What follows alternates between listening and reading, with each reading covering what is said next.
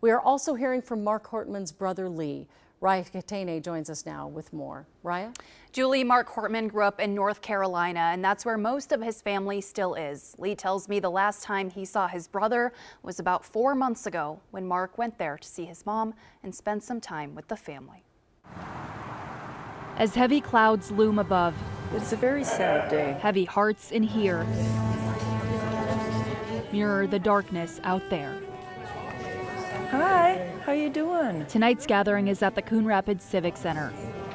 A chance to stand together in honor of Melissa and Mark Hortman. At the end of the day, love must win. Coming together to reflect and unite. It's difficult. As the Hortman's family continues to mourn, some of them more than 1,000 miles away from Minnesota. Obviously, we're a long ways apart, but we were pretty close. Mark's older brother, Lee Hortman, is in North Carolina, where he and Mark grew up together, hunting and fishing, the two only a couple of years apart.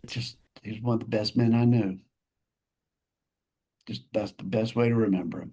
He was a good man. Mark Hortman, his brother says, was deeply loved, but it was his profound love for others that made him who he was. Never yearning for the spotlight and always there to support Melissa, the love of his life for more than 30 years, after the two met at a charity event in Washington, D.C. If it wasn't love at first sight, it was love at second sight. Didn't take long. She hung the moon as far as Mark was concerned.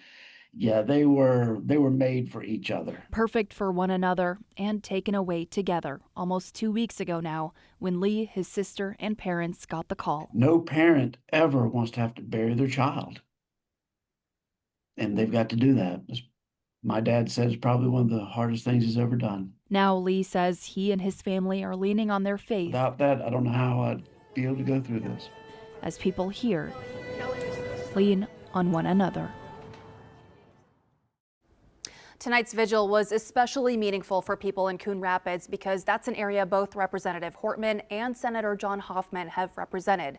The Hoffmans, who were also shot, but they did survive, were of course also in the thoughts and prayers of everyone who was there tonight, Julie. Wow, it's so impactful to talk to his brother and just to imagine his parents getting that news is just horrific. It's hard to imagine for sure. Thank you, Raya.